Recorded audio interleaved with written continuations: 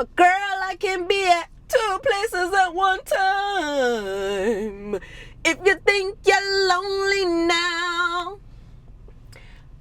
wait until tonight, girl. Tibalambo maseve this week. We're in the Hyundai, like Sunday, Creta Executive 1.5, and we're gonna have a conversation.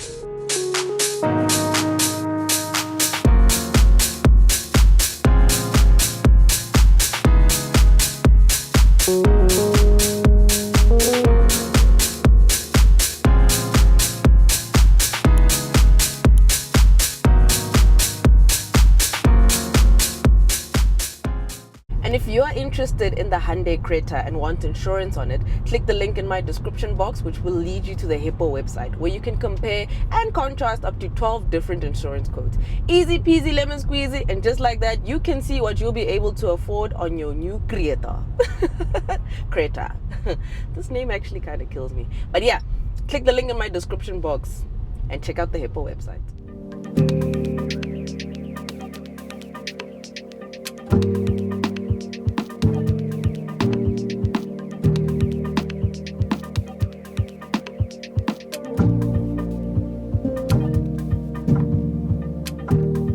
Funny enough, I'm driving right behind a Hyundai venue. Okay, but we're not in the venue. The venue we are in right now is the Creta. Get it? Got it? Okay, cool. So on the exterior, I think the Creta looks really good. They've updated it a bit. You've got this really cool futuristic kind of grille going on. You have LED headlamps as well. And daytime running lights as well. So this is the executive matte edition. So this is the top of the top spec. So this matte one is kind of probably put into the market in a bit to attract a younger demographic, if I'm not mistaken. I feel like that was the whole premise. Because yeah, but we'll get into those things later. The matte color is cool, looks nice, coupled with the black rims on this vehicle. I think it looks really nice. The Creta is nothing wow or exciting, but I do, however, think it is an attractive little SUV. I like it. It's a nice crossover. It looks quite good, but there's not much to delve into on the exterior. But ultimately, for me, it's quite pleasant. It's okay. So on the interior, the similar, very pleasant, very mundane or casual design hues come also inside. From the exterior, they come inside as well. You've got a leather wrap steering wheel that has multifunction buttons. You've got this infotainment system screen that you have to look into like you're playing that big game console thing, like you just have to dive into it. Reminds me of the Mahindra. So you have to look into it very deep, like staring into your soul. We've got this infotainment system screen that has Apple CarPlay and Android Auto connectivity, 2 USB ports, and a 12V socket as well. You do have a wireless charging bay. And yeah, electric windows. Very nice, very normal, very plain interior. You don't have like some niceties such as electric seats and stuff like that. You also don't have a sunroof. I do appreciate the fact that there is a black roof lining, so it kind of plays into that executive nameplate that this car has been given. So it's very premium, very executive feeling. I do have some quarrels about it, but we'll get into it in the verdict. Leather seats as well, artificial leather. I think it's a cool interior, man. I mean, it's nothing exciting. It's nothing, ooh, but I think it's a well put together interior. And what I do appreciate about Hyundais, they're very ergonomic. So the water bottles fit very well in the center console cup holders. My big water bottle doesn't fit much on the door bin ones, and I don't know what's happening with cars because door bins are getting narrower and narrower. I feel like they're gonna become an extra, but we'll have a conversation about that. But yeah, man, I think the Creta is just quite very normal on the inside. I love the fact that there's a little bit of red detail, and the dials are also in red, giving it a bit of more sportier look. But ultimately, for me, interior, it's quite cool, man. Now let's get into the drive. What is powering the Hyundai Sunday Creta? So the Creta uses a 1.5 liter petrol engine that produces 84 kilowatts and 144 newton meters of torque, mated to what Hyundai calls an IVT, basically a CVT. And I remember on launch, I was actually quite frustrated with it on higher speeds. At lower speeds, this car is a dream. it drives so beautifully at a lower speed. You know, it's not as whiny and as noisy as I would expect it to be. Very pleasant, very nice. The one thing that I can commend them on, and I think that they did very well, is the steering wheel column. This car knows exactly where it needs to go. The steering is nimble, it's light, it's responsive. So handling wise, I think it handles amazingly. I think it's just really, really a proper thing to drive on a daily. When it comes to fuel consumption, Hyundai claims 6.5 liters. I'm doing 6.1, 6.2 now. Batong, inamelezi. Oh, I was doing 6.1, now I'm doing 6.2. I'm so hacked. Anyway, yeah, so I'm doing 6.2 liters per 100 Ks. So I think it's quite efficient and quite frugal as well. So in terms of the drive, I'm actually impressed with it. And funny enough, I actually haven't been on the highway because it's cold. So I haven't been going out much and just going to the shop, short commutes. That's why I think I'm singing its praises a lot. But I remember once it gets to a certain rev count, it just sounds a bit strained. But I mean, on takeoff, it's very responsive. I love even at the robots, doesn't stall or it doesn't limp. It really is responsive. So in terms of the drive, very much impressed. For a 1.5 liter, I'm very much impressed. So now let's get into the verdict. What does maseve think about the Creta? Right, let's go. Okay, let's just do it like this. So Hyundai is a very family-oriented brand, just off the top of my head. You have cars like the Creta, the Venue, the Santa Fe, the Palisade, very big cars, bigger displacements, so they're more family-focused.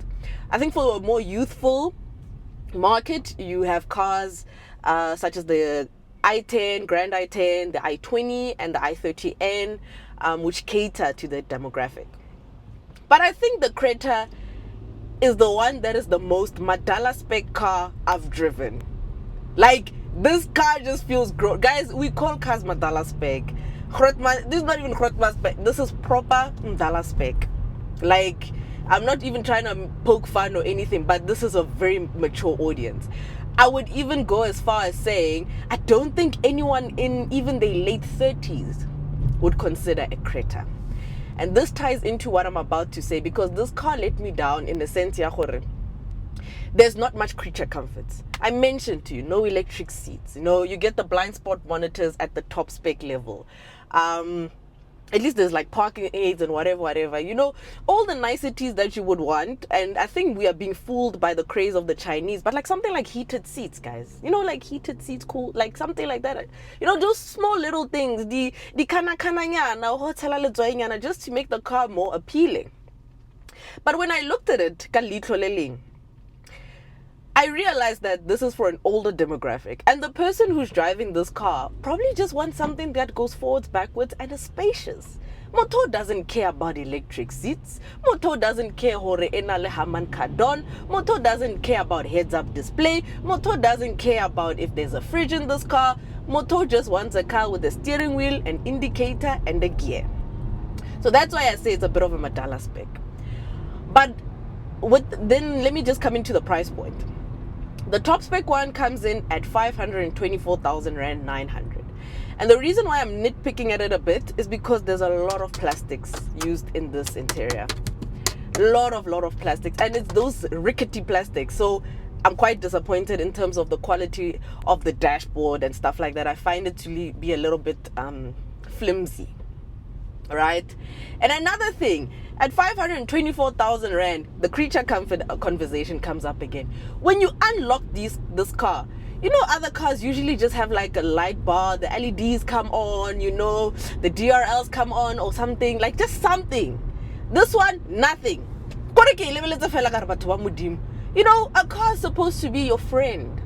It's supposed to welcome you after a long day. You know, it's in the parking lot, you haven't seen your baby in a long time, you know.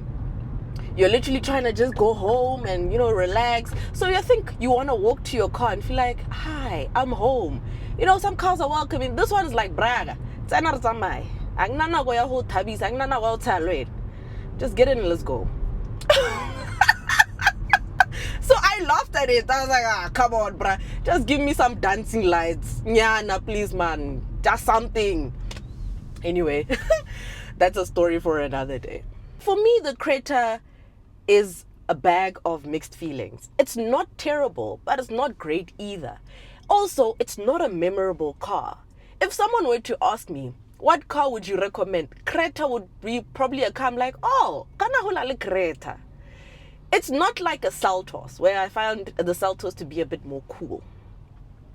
This is very under the radar. This is very like, it exists.